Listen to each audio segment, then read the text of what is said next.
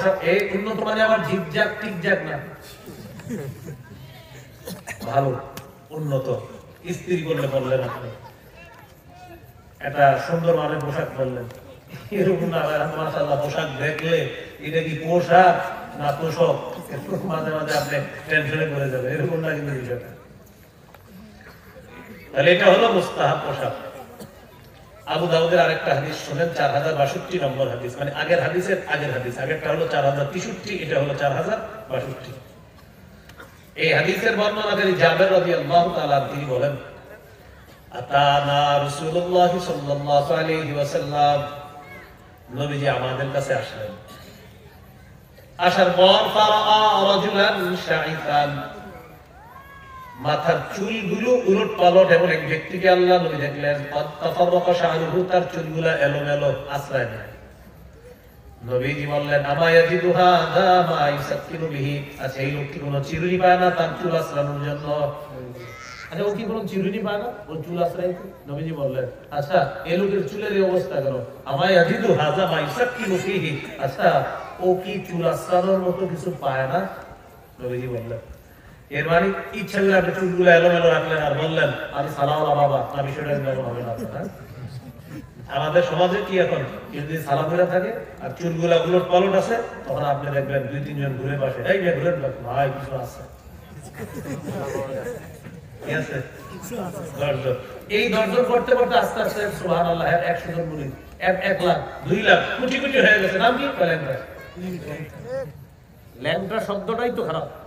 এটা কোনো আপনার কারো পীর কি হিট করছিল, পীরের নাম ল্যাংটা হয় কেমনে আমার বুঝা।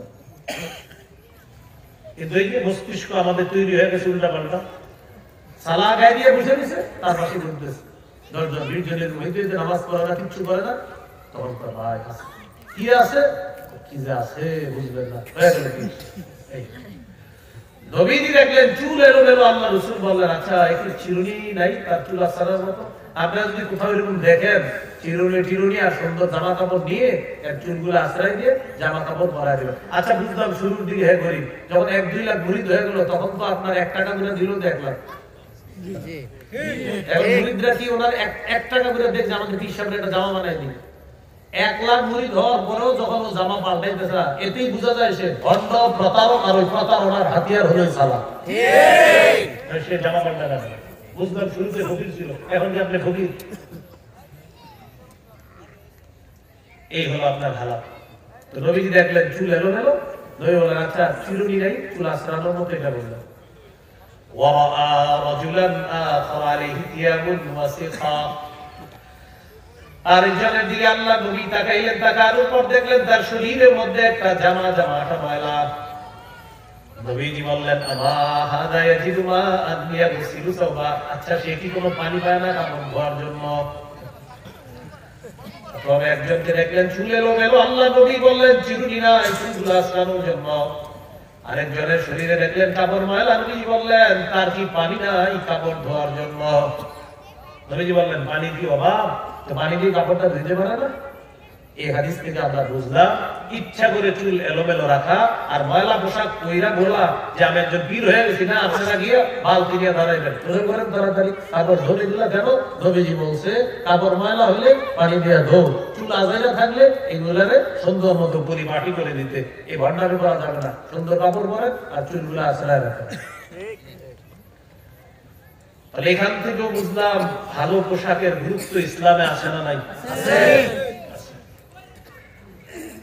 ইবনে মাজাহ হাদিসের কিতাব 1056 নম্বর হাদিস, এই হাদিসের মধ্যে আছে জুমার দিন একদল সাহাবী যেই পোশাকে কাজ করে ওই পোশাক পরে জুমার নামাজে চলে গেছে, মানে যেই পোশাক পরে কাজ করে ওই পোশাকে জুমার নামাজে গেছে। আমাদের আয়েশা সিদ্দিকা রাদিয়াল্লাহু তাআলা আনহা বলেন, আন্না নবী সাল্লাল্লাহু আলাইহি ওয়াসাল্লাম খাতাবান নাস ইয়াউমাল জুমআ ফারাআ আলাইহিম সিয়াবান নিমার। নবীজি খুতবা দিতেছেন, হঠাৎ আল্লাহ নবী দেখে একদল মানুষ তাদের গায়ের মধ্যে কর্ম করে যে পোশাক দিয়ে ওই পোশাক তাদের গায়ের মধ্যে নবীজি বললেন, শোনো তোমরা, মা আলা আহাদিকুম ইন ওয়াজাদা সাতান আও ক্বালা মা আলা আহাদিকুম ইন ওয়াজাদতুম সাতান আইয়াত্তাখিযা সাওবাইনি সিওয়া সাওবাই মাহনাতিহি আইয়াত্তাখিযা সাওবাইনি লিয়াউমিল জুমআ ওয়া ফি রিওয়ায়াতিন লিজুমআতিন সিওয়া সাওবাই মাহনাতিহি। আচ্ছা শোনো তোমরা, তোমাদের মধ্যে যাদের সামর্থ্য আছে তোমরা দুই জোড়া কাপড় আলাদা রাখবা। নামাজে যখন রাখবা তখন তোমরা তোমাদের শরীরের কাপড়টা, যেটা কাজ করার কাপড়, এটা খুইলা তুমি দুই জোড়া উত্তম কাপড় পরিধান করে এরপর জুমার নামাজে আসবা। সুবহানাল্লাহ। নবীজি বললেন, আচ্ছা তোমাদের যদি সামর্থ্য থাকে তাহলে একটু দুই জোড়া কাপড় রাখবা, যেটা বলে তোমরা জুমার নামাজে আসবা। এখান থেকে বোঝা যায় জুমার নামাজে উত্তম পোশাক পরে যাওয়া। নবীজি বললেন, কাজের পোশাক পরে জুমার নামাজে এসে গেছে, কোনো কথা? তুমি দুইটা কাপড় রাখবা। হ্যাঁ, এটা বোঝার কোনো সুযোগ নাই যে হুজুর যাদের নাই, নবী বলছে যাদের সামর্থ্য আছে, যাদের সামর্থ্য আছে তারা কাজের কাপড় ছাড়াও আরো দুই জোড়া কাপড় রাখবে, এই কাপড় পরে তারা জুমার নামাজে আসবে। আল্লাহ আমাদেরকে কথাগুলো বোঝার তৌফিক দান করুন। তাহলে উত্তম পোশাক, ভালো পোশাক, এই গুরুত্ব ইসলামে আছে না নাই? আছে। উত্তম পোশাকের গুরুত্ব আছে। তাহলে এটা হলো আপনার মুস্তাহাব পোশাক। এবার আমরা জানবো হারাম পোশাক। পোশাকের সবচেয়ে গুরুত্বপূর্ণ আলোচনা কি পোশাক? হারাম। হারাম পোশাকের ক্ষেত্রে 6টা কথা মনে রাখেন। 1 নাম্বার বলেন, পুরুষের জন্য রেশম হারাম, স্বর্ণ খচিত কাপড় হারাম। পুরুষের জন্য নারীর পোশাক, নারীর জন্য পুরুষের পোশাক নিষিদ্ধ। 1 নাম্বার গেল পুরুষের রেশম, রেশম হারাম। 2 নাম্বার পুরুষের জন্য নারীর পোশাক। 3 নাম্বার নারীর জন্য পুরুষের পোশাক। 4 নাম্বার অহংকার প্রদর্শনের পোশাক নিষেধ। 5 নাম্বার বিজাতীয় পোশাক নিষেধ। 6 নাম্বার আটো সাটো পোশাক নিষেধ। যে আলোচনা করার জন্য আমি লম্বা হিস্ট্রি টানলাম, ওই যে বিজাতীয় কালচার আমাদের উপর চাপায়া দেয় 10টা মৌলিক, এর মধ্যে 2 নাম্বার আটো সাটো খাটো ছোট পাতলা পোশাক। তাহলে 6 ধরনের মৌলিক পোশাক নিষিদ্ধ মৌলিক ভাবে, এর মধ্যে 6 নাম্বারটা আটো সাটো খাটো পাতলা পোশাক। পাতলা শরীরের সাথে লেগে থাকে পোশাক, এটা পুরুষের জন্য নিষেধ, নারীর জন্য নিষেধ, পুরুষের জন্য। আপনার মাশাআল্লাহ শরীরে এমন একটা পড়ছেন একদম লেগে আছে, শীতকালে পাতলা কাপড় একটা বইয়া রাস্তা হাইটা উনি বুঝাইতেছে ঠান্ডা ঠান্ডা আমার কিছু হয় না, রাত্রে শুলে হসপিটালে ভর্তি। তো এগুলা কিন্তু আপনার নিষিদ্ধ।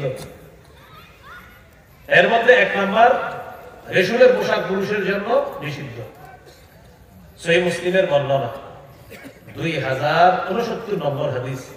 قال رسول الله صلى الله عليه وسلم لا تلبسوا الحرير, তোমরা রেশমের পোশাক পরিধান করবে না। فإنه من لبسه في الدنيا لم يلبسه في الآخرة, নবীজি বলেন কেউ যদি দুনিয়ার মধ্যে রেশমের পোশাক পরে, উদ্দেশ্য যদি পুরুষরা দুনিয়াতে রেশমের পোশাক পরে, لم يلبسه في الآخرة, আখিরাতে সে রেশমের পোশাক পরতে পারবে না। এর মানে পুরুষের জন্য দুনিয়াতে রেশম হারাম, স্বর্ণ হারাম, জান্নাতে তাদের জন্য রেশম হালাল, স্বর্ণ হালাল। সুবহানাল্লাহ। যে দুনিয়াতে রেশম পরবে পুরুষ, সে আখিরাতে রেশম পরতে পারবে না।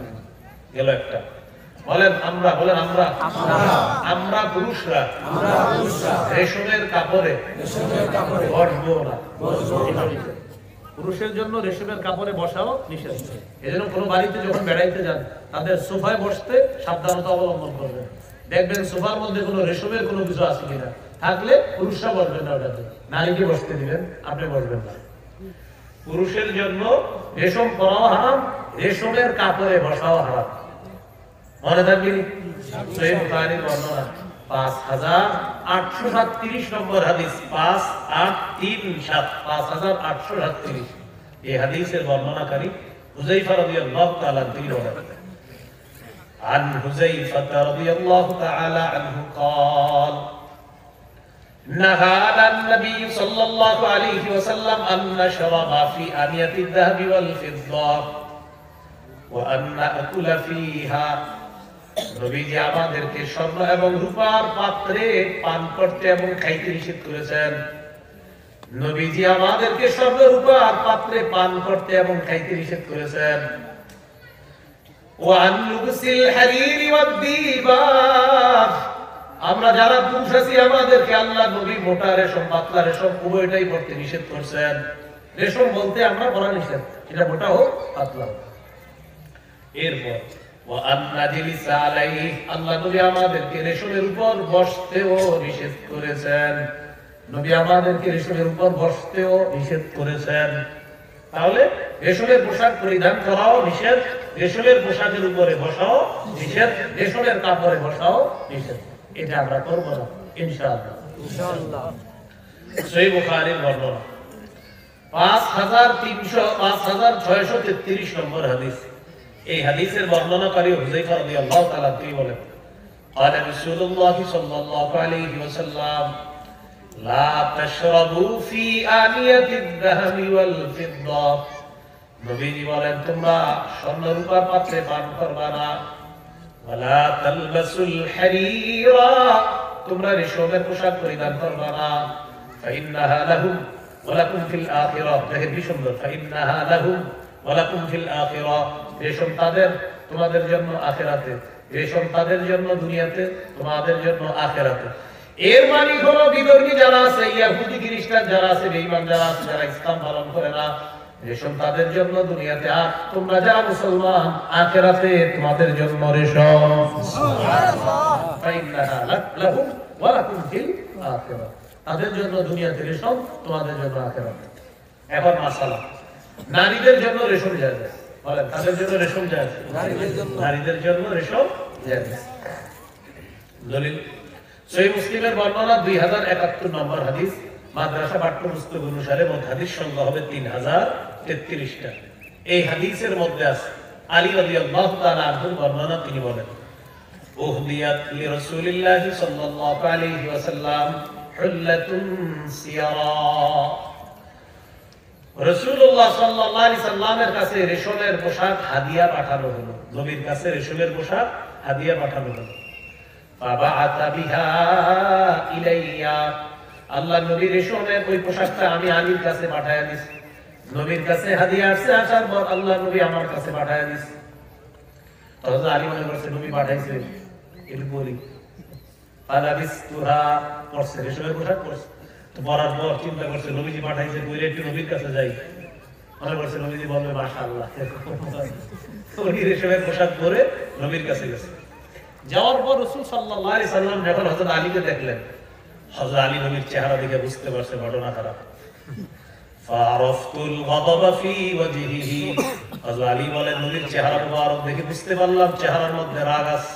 এর মানে আমার রেশমের পোশাক পরাটা আল্লাহ নবী মোটেই পছন্দ করেন নাই, রাগ হয়ে গেছে। এবার নবী আমার দিকে তাকায় বললেন, ইন্নী লাম আবাস বিহা ইলাইকা লিতালবাসাহা, আলী আমি এটা তোমার কাছে পাঠাইছি তুমি পরার জন্য না, কিন্তু তোমার করতে পাঠাইছি।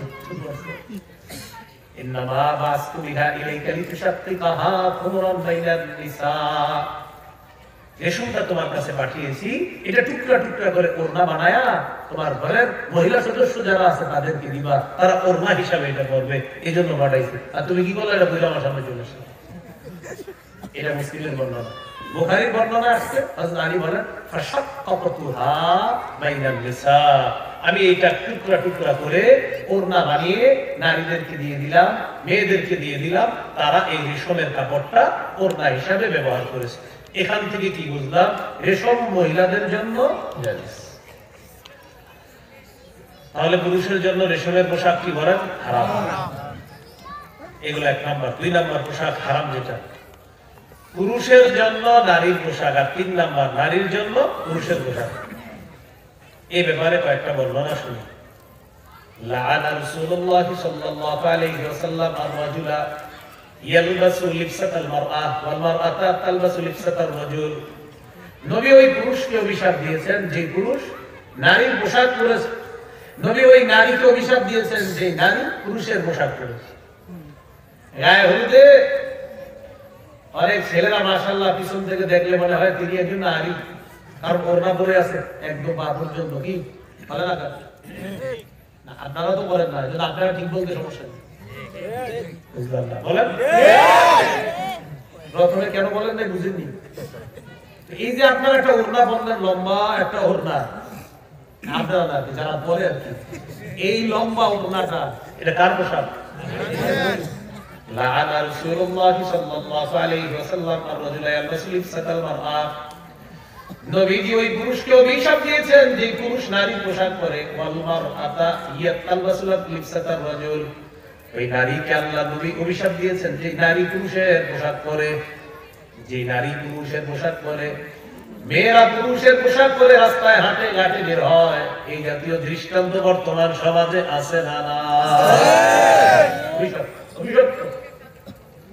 আপনারই মেয়ে, আপনার কন্যা, আপনার স্ত্রী, আপনার পুত্র বধূ, আপনার বোন এই পোশাক পরে বের হচ্ছে।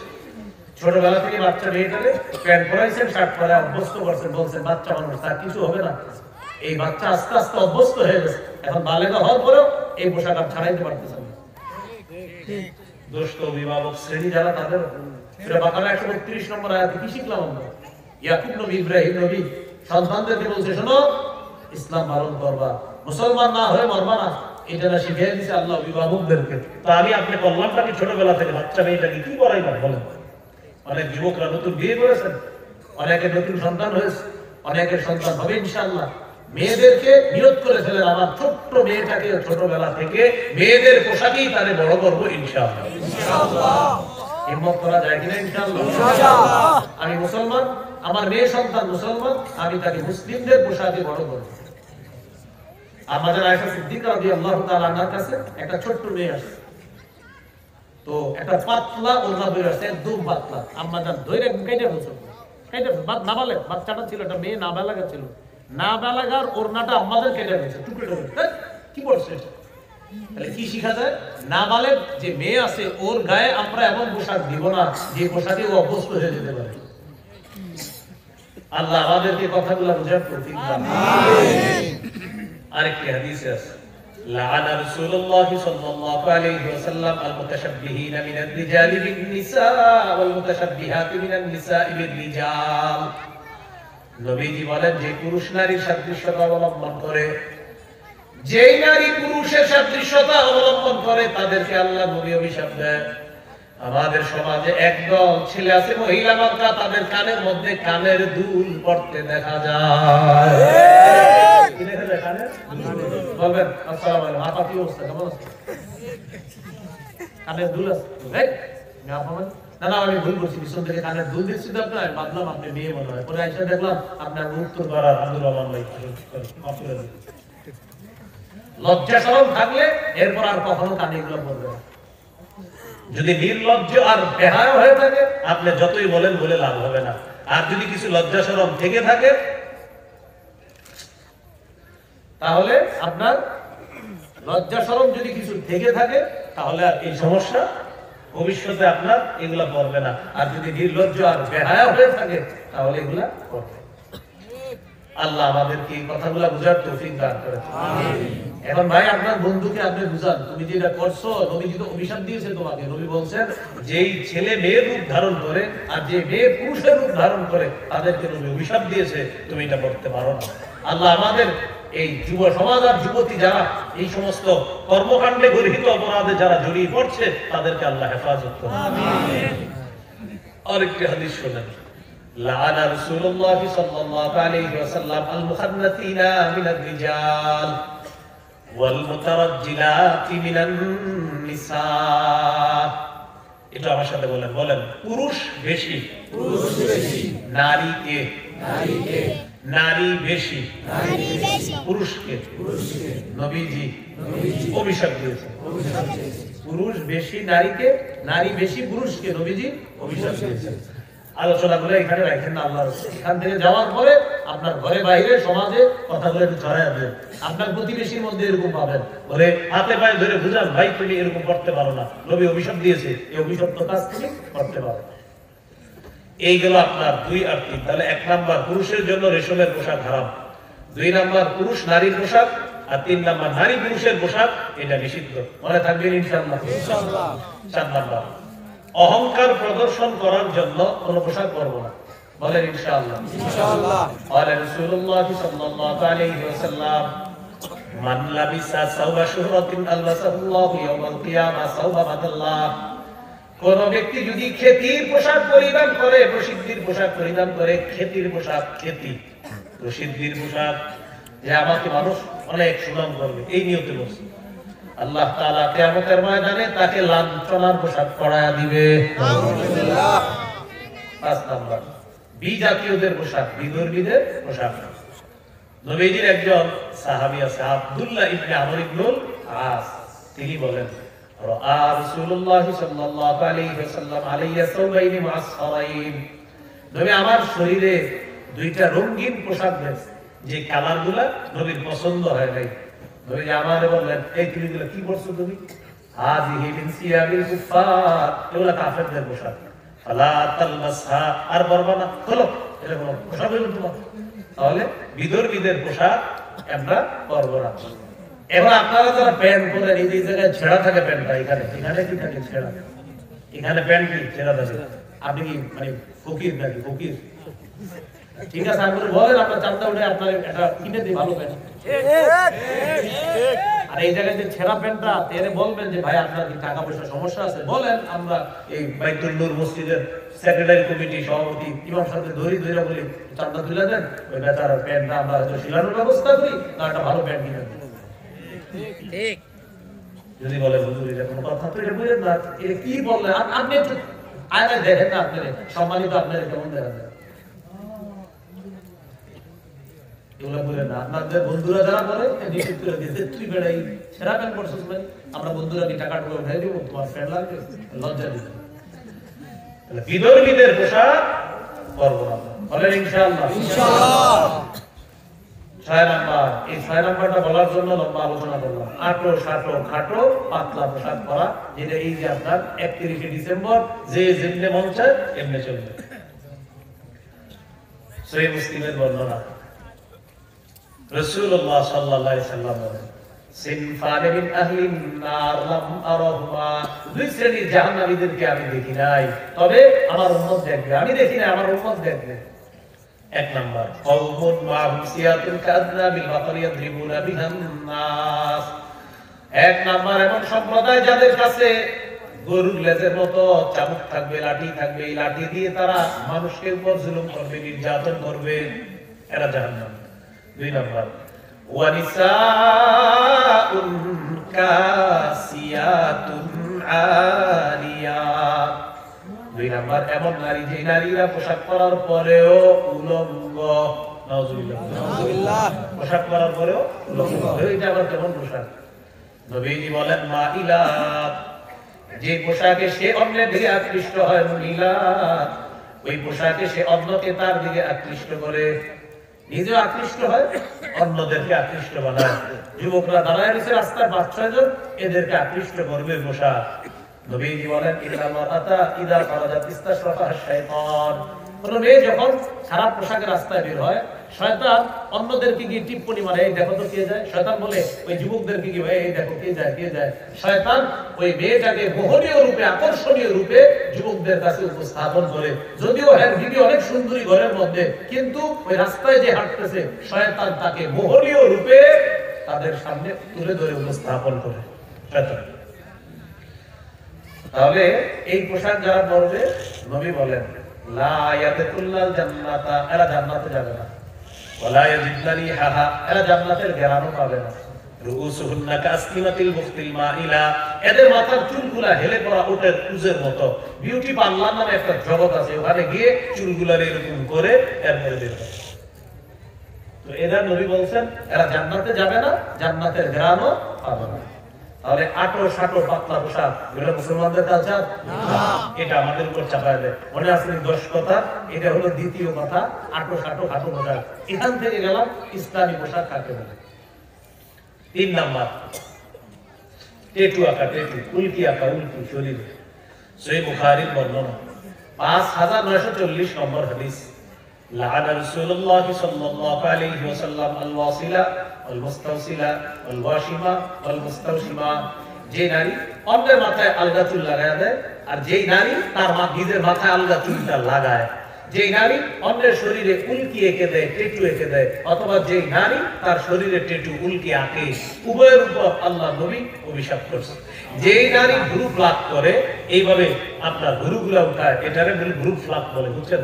এই ভুরু যারা উঠায় এদের উপরে আল্লাহ রাসূল অভিশাপ করছে, এদের উপরে নবীজি অভিশাপ করছে। আল্লাহ আমাদের মা বোনদেরকে এগুলা থেকে হেফাজত করেন। 4 নাম্বার, আতশবাজি করা। আতশবাজির মাধ্যমে মুমিনদেরকে কষ্ট দেওয়া হয়। 31 ডিসেম্বর হঠাৎ দেখবেন, আরে কি জানি এক কিয়ামত লেগে গেছে, আপনার বাবা মুরব্বী বাবা হঠাৎ লাফ দিয়ে উঠবে, কি শিখিয়েছে আপনার বাচ্চাটা, এইভাবে তাকাবে বড় বড় করে, কি ঘটনা কি হইল? এটা মুমিনদেরকে কষ্ট দেওয়া। সূরা আহজাবে আল্লাহ বলেন, والذين يؤذون المؤمنين والمؤمنات بغير ما اكتسبوا فقد احتملوا بهتانا وإثما مبينا। যারা অন্যায়ভাবে মুমিন নারী পুরুষকে কষ্ট দেয়, তারা প্রকাশ্য পাপের বোঝা তারা বহন করলো, বলি না। 5 নাম্বার, গান বাজানো, জোরে জোরে গান বাজানো।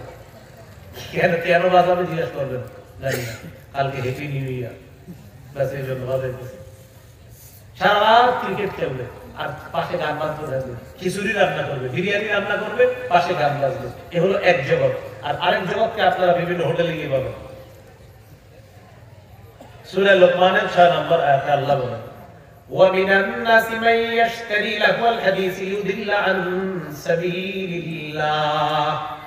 যারা বাদ্যযন্ত্র ক্রয় করে, গায়িকা নায়িকা ক্রয় করে, গান বাজানোর জন্য যারা করে, মানুষকে পথভ্রষ্ট করার জন্য, তাদের জন্য লাঞ্ছনাকর শাস্তি থাকবে, বলি নাউযুবিল্লাহ।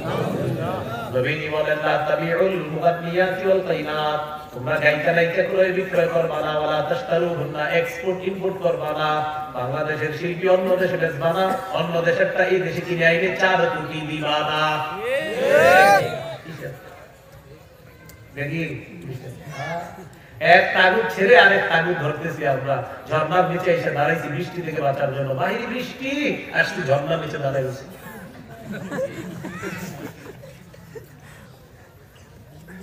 গায়িকা নায়িকা ক্রয় করবা না, বেচবাও না। শহীদদের স্মরণে গান, ছি ছি। গান বাজানো হারাম। নবীজি বলেন, আমার উম্মতের একদল এই বাদ্যযন্ত্র গান এগুলারে হালাল মনে করবে। নাউযুবিল্লাহ বলেন। নাউযুবিল্লাহ। 6 নাম্বার, মদ। বলেন কি? মদ। সূরা মাইদা 90-91 নম্বর আয়াতে আল্লাহ বলেন, ইয়া আইয়ুহাল্লাযীনা আমানু ইন্নামাল খামরু ওয়াল মাইসিরু ওয়াল আনসাবু ওয়াল আজলামু রিজসুম মিন আমালিশ শাইতান। হে ঈমানদারগণ, মদ, জুয়া, মূর্তি, ভাগ্য নির্ণয় কোন জিনিস, হাতের রেখা হইতে পারে, সাপ, টিয়া পাখি, ময়না পাখি আসে বলবে, আর উনি আপনার বলবে, ও আপনার কিছু সমস্যা আছে, বেশি না, কোন প্রবলেম না, এটা 3002 টাকা লাগতে পারে। নবীজি বলেন, মান আতা আররাফান আও কাহিনান, কেউ যদি কোনো গণকের কাছে যায় আর তার কথা বিশ্বাস করে, ফাকাদ কাফারা বিমা উনজিলা আলা মুহাম্মদ সাল্লাল্লাহু আলাইহি ওয়াসাল্লাম, সে মুহাম্মদ সাল্লাল্লাহু আলাইহি ওয়াসাল্লামের পুরো দ্বীনটাকে অস্বীকার করে। সুবহানাল্লাহ। গণকের কথা বিশ্বাস করা যাবে না। এ হলো আপনার ভাগ্যের কোনো কিছু বিশ্বাস করা। বলেন নাপাক, বলেন কি নাপাক। আপনি নাপাকের কাছে যে হাত দেখাই করছেন না, নবী বলেন, নবীজিও বলছিলেন নিষেধ, আল্লাহ বলছিলেন নাপাক, এটা নাপাক, এটা নাপাক। মদ নাপাক, জুয়া নাপাক, ভাগ্য গণনা নাপাক, মূর্তি নাপাক। আল্লাহ আমাদেরকে মাদক থেকে হেফাজত করে। আমিন। 7 নাম্বার, জিনা ব্যভিচার হালাল। ইদানিকালে একজন ব্যাখ্যায় বিদ্যুৎ যে আমি আর আমার সাথে যে আছে আমরা দুইজন বাবা মায়ের সম্মতিতে লিভ টুগেদার করেছি, অর্থাৎ বিয়ে বহির্ভূত স্বামী স্ত্রীর মতো একসাথে এক ছাদের নিচে থেকেছে, কিন্তু স্বামী স্ত্রী না। তো আমাদের মা বাবা আমাদেরকে সমর্থন জুগিয়েছে, কেমন মা বাবা আর কেমন সন্তান। সেই বুখারীর বর্ণনা 5590 নম্বর হাদিস, লা ইয়াকুনান্না মিন উম্মতি আকওয়ামুন ইস্তাহিলুনা আল-হিররা ওয়াল হারিরা ওয়াল খামরা ওয়াল মাআজিফ। নবী বলেন, আমার উম্মতের একদল হবে যারা জিনাকে হালাল মনে করবে, রেশমকে হালাল মনে করবে, মাদককে হালাল মনে করবে। মাদক দ্বারা উদ্দেশ্য যত মাদক দ্রব্য আছে, ইয়াবা, বাবা, গাঁজা, হিরোইন, ফেন্সিডিল, আফিম, তামাকা, ড্রাই, মাস্তুদ, চ্যাম্পেন, ডাইল ইত্যাদি। ভ্যান গাড়ির চিপা চুপায়, চা দোকানের পিছনে দাঁড়ায় যা চলে, সব এগুলো আমার উম্মতের একদল হালাল মনে করবে। ওয়াল মাআজিফা, আর বাদ্যযন্ত্র হালাল মনে করবে। শুধু হালাল না, সংসদে দাঁড়ায় বলবে আমি বুখারী, মুসলিম, নাসাই, আবু দাউদ, তিরমিজি, ইবনে মাজাহ বলছি, সব পড়ছি, কোথাও পাই নাই, গান হারাম। আমি হাদিসটা করতেই বললাম বুখারী 5590 নম্বর হাদিস। তো সিয়াসিতার মধ্যে বুখারী আছে? এটা আমি করতেই বললাম। নবীজি বলেন লা ইয়াশরাবান্না নাসুম মিন উম্মতি আল-খাম, আমার উম্মতের একদল মদ পান করবে, ইউযাফু আলা রুউসিহিম বিল কাইনাতি ওয়াল মুগান্নিয়াত, তারা একদিক দিয়ে মদ খাবে আর একদিক দিয়ে গায়িকা নায়িকারা নাচানাচি করবে, যেটা 31 নাইটে হবে নাচানাচি আর গান চলবে আর মদ চলতে থাকবে ইচ্ছামতো। এরপর একটা পর্যায়ে গিয়ে যা হওয়ার তা হবে। এগুলো 7 নাম্বার। 8 নাম্বার অর্থের অপচয়, টাকা পয়সা নষ্ট। সূরা আরাফের 31 নম্বর আয়াত, লা তুসরিফু, অপচয় করবা না, আল্লাহ অপচয়কারীকে ভালোবাসেন না। 9 নাম্বার সময়ের অপচয়। কিসের অপচয়? সময়। জীবনে 5টা জিনিস মূল্যায়ন করবেন, আমার সাথে বলেন, বলেন জীবন, জীবন, যৌবন, যৌবন, সময়, সময়, সচ্ছলতা, সচ্ছলতা, জীবন, জীবন, যৌবন, যৌবন, সময়, সময়, সচ্ছলতা, সচ্ছলতা, অবসর সময়, অবসর সময়। এখানে একটা হলো আপনার জীবন, যৌবন, সময়। জীবন, যৌবন, সময়। এই সময়টাকে খুব বেশি আপনার মূল্যায়ন করতে হবে। 4 নাম্বার সুস্থতা, 5 নাম্বার সচ্ছলতা। 4 নাম্বার সচ্ছলতা, 5 নাম্বার সুস্থতা। জীবন, যৌবন, সুস্থতা এটা লগে রাখেন। জীবন, যৌবন, সুস্থতা, সময়, সচ্ছলতা। জীবন, যৌবন, সুস্থতা, সময়, সচ্ছলতা। নবীও বলছে এই 5টা জিনিস মূল্যায়ন করবা। এই সময় অপচয় করা যাবে না। মেয়েটারে পুরো বছর কোচিং সেন্টারে পাঠায়, মেয়ের মা যায়, বাপে যায়, ভাইয়ে যায়, একদিনের জন্য থাক, একটা দিন বছর একটু আনন্দ করুক, শেষ করে। 10 নাম্বার বিজাতীয়দের স্লোগান আমাদের মুখে তুলে দেয়। এটা হ্যাপি নিউ ইয়ারেও, আবার পহেলা বৈশাখ যেটা হবে নববর্ষ, ওই রমনায় দাঁড়ায় আপনার তখন স্লোগান, শিল্পী স্লোগান আমাদের মুখে, আপনার মুসলমান বাচ্চার মুখে উঠায় দেয়। মুছে যাক গ্লানি, মুছে যাক ধরা, অগ্নি স্নানে সূচি হোক ধরা। মুছে যাক গ্লানি, মুছে যাক ধরা, অগ্নি স্নানে সূচি হোক ধরা। নাউজুবিল্লাহ বলেন, আবার বলেন, আবার বলেন। আগুনের পূজা যারা করে এটা তাদের আকীদা। মুসলমান বাচ্চাদের মুখে এই আকীদা তারা তুলে দিচ্ছে। আগুন পূজা যারা করে এটা তাদের আকীদা। এই যে এটা মুছে যাক গ্লানি, মুছে যাক ধরা, অগ্নি স্নানে সূচি হোক ধরা, এটা অগ্নি পূজকদের স্লোগান। এটা মুসলমানদের মুখে নতুন বছরে যেন আগুনে ধুয়ে মুছে সব সাফ হয়ে যায়। নাউজুবিল্লাহ বলেন। এগুলা আমাদের মুখে তুলে দিয়েছে।